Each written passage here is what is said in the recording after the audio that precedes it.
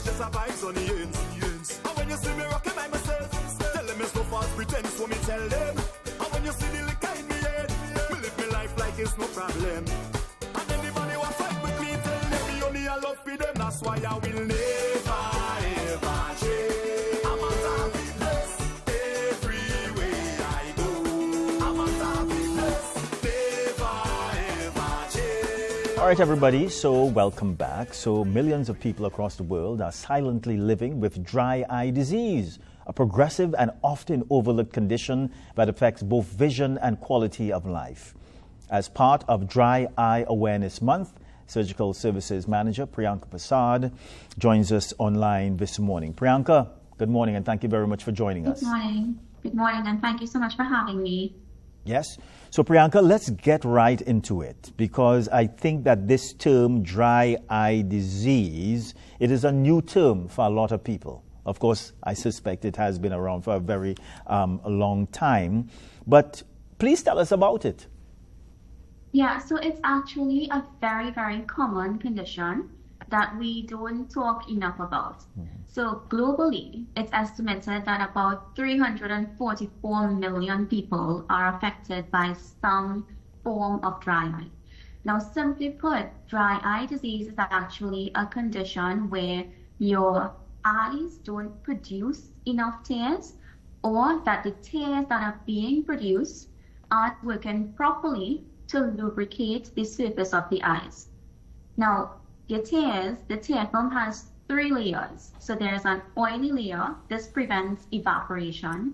Then there's a watery layer. This layer hydrates and nourishes the eye. And there's a mucus layer, which helps your tears to spread evenly on the surface of the eye. So if either one of these 3 layers gets compromised, then you will begin to feel some symptoms of dry eyes. Yeah. All right. So what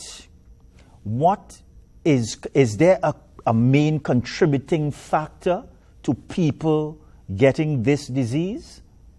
What is causing it? So there are actually a lot of different factors that can contribute. One of the most common factors we see is actually called meibomian gland dysfunction. So what this means is there are oil glands located in your eyelids, and sometimes these glands could get a bit blocked or clogged, and they start to break down and not function as well as it should. So that's one of the more common causes of dry eyes. There are other more common causes. The main one is aging, so it's as simple as that. But also things like autoimmune diseases, rheumatoid arthritis, Sjogren's syndrome, things that doctors will talk to the patients a little bit more about.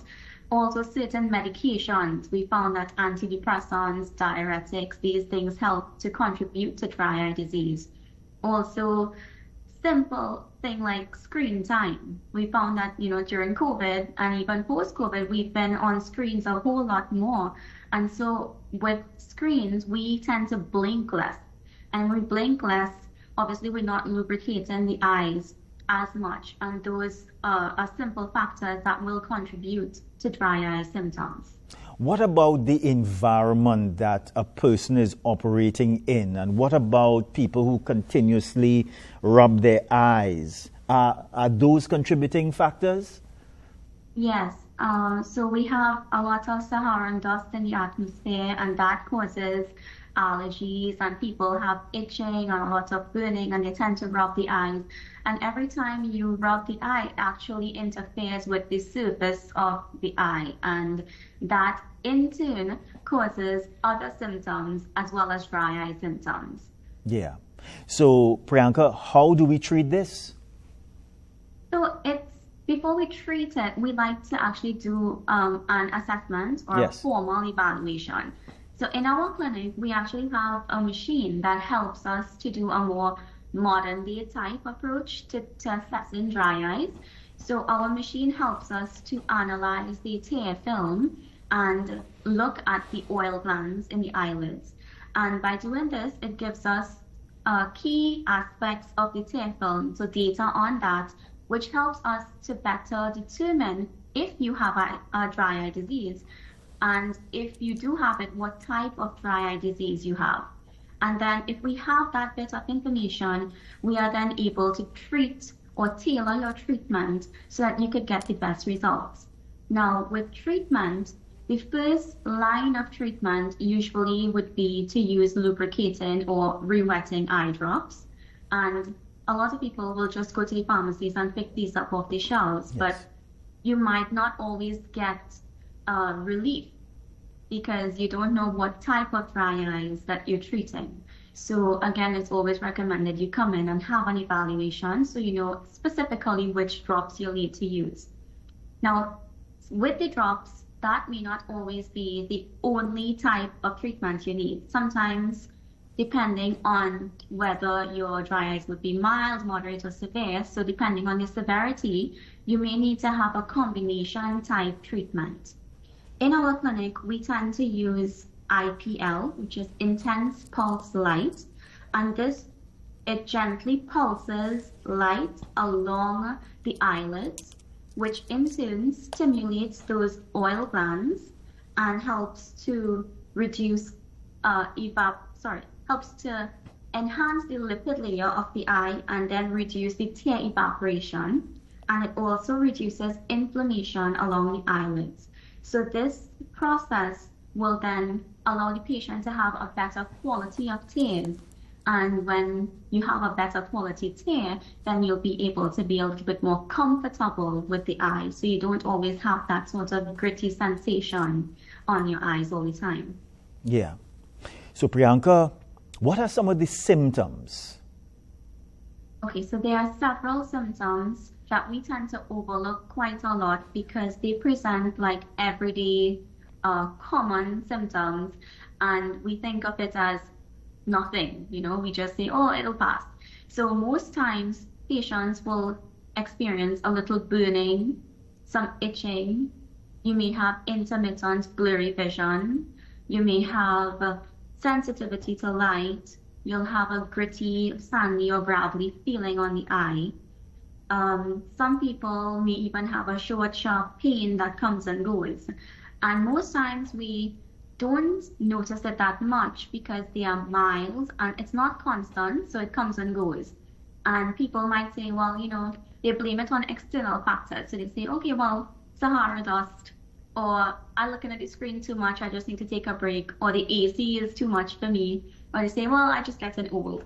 And we leave it and we forget about it really. And then it continues to progress. So dry eye progresses. And sometimes we find that when the patients come in, they're already at a moderate to severe type of dry eye. And now the treatment has to be a little bit more, or different types of treatments combined.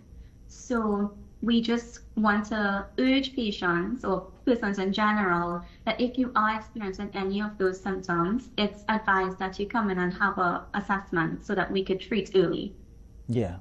But what do you suggest when it comes to people thinking that, here's what, I may do have a more serious problem than I think? So is it that, let's say, maybe for 2 days I feel a discomfort? Is it a week? When should I visit the clinic? Ideally, as soon as you have the symptoms, Yes. you should visit the clinic because it will present and then it may gradually reduce in terms of how severe the symptoms are. And you might just want to scratch the eye, for lack of a better word. You might scratch the eye and say, you know what, it's just the dust. I was outside and something went on my eye, I scratched it and it feels better when you rub the eye. And then it will be okay. And then you say, okay, no problem, it's fine. But it will recur. And then when the symptoms continue to recur, you should say, okay, well, it's time for me to go to the doctor because something is happening. Now, you may also have redness on the eyes. Some people present with a little bit of swelling to the eyelids. And that obviously should tell you straight away that there's something happening a little bit deeper down. So it's not just an allergy that I could just leave and it will go on its own. Yeah. So we always say come to the clinic or see your eye care professional, even if it's the optometrist or if you have an ophthalmologist. they would be able to diagnose and treat. Are you seeing increases are you seeing an increase in incidence of the disease in Trinidad and Tobago? Yes. So, well, in Trinidad, we don't have a national study on dry eyes that we are aware of. But in our clinics, we've noticed that there are quite a bit, maybe 3 out of every 5 patients that present with some symptoms of dry eyes. And we've noticed that it's not just in the older population. So we tend to say, well, the older persons may have more symptoms because they're older, and especially women more than men, 2 to 3 times more prevalent in women actually. So we say, well, it's not limited to the older people anymore because a lot of younger people are doing so much screen time. We have a lot of cosmetic related dry eyes. So these products sometimes can contribute to the dry eye. A lot of younger persons wearing contact lenses, so this also contributes to dry eyes. So yeah, there's a lot of persons with dry eye symptoms and they just overlook it. Now, Prianka, tell us a little bit about how your clinic is observing Dry Eye Awareness Month. I know that you all do have an upcoming live panel discussion. We did have a live panel discussion. Okay. Yeah, it was on Wednesday actually. We just want to, at this time, raise awareness because it's not a common condition. It's not something people talk about or even realize that they have. So our aim at this point is really just to generate awareness amongst the population and then try to get people to come in to do screening. And screening is very simple. The scans are literally just 5 to 10 minutes and you just sit and look straight ahead. It's nothing hard. And if you have to be treated, the treatment, the IPL treatment, which we are doing right now, it's quite simple, non-invasive, painless, takes 5 minutes, and you need about 3 to 4 sessions, which we will do within about a month or so, and you start to see some relief by after the first session. So it's really a nice treatment as well. If this is untreated, what are the repercussions? So early stages of dry eyes will have mild issues. So you might have mild discomfort, but dry eye, if it's left untreated, it will progress. And obviously those symptoms will become worse. And if it becomes severe, you could have blurry vision that remains a little bit more constant than when it was in the mild stages. You may end up having pain on the eye. Some people have a lot of redness. You could have inflammation. The eyelids could become swollen. And all of these things, it just affects your quality of life because now you're going to have issues. You'll have problems with driving at night. You'll have problems reading. Even if you go outside and it's windy, you might have problems with the eyes beginning to water.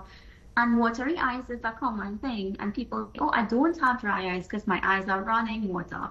But it's actually a symptom of dry eye. And it just means that now the eye is actually overcompensating the dryness by producing more tears. But it's reflex tearing. So it doesn't mean that your eyes are wet. It means your eyes are dry. Yeah. Prianka, anything else you'd like to share with us before you leave us this morning? Yeah, I would just like to remind people that dry eye, it's real. It's very common and it's treatable. So please come into our clinics or see your eye care professional and have your eyes evaluated and treated because your eyesight is worth the effort. Yeah. Prianka, I have a question from our staff, one of our staff members here. He wants to know if you can have glaucoma and dry eye disease at the same time. Yes, you can. Yeah. And the drops that you use for glaucoma sometimes also contribute to the eyes feeling a bit dry. Yeah. Prianka, thank you very much for speaking with us this morning. We do appreciate it. Bye for now. Bye, take care.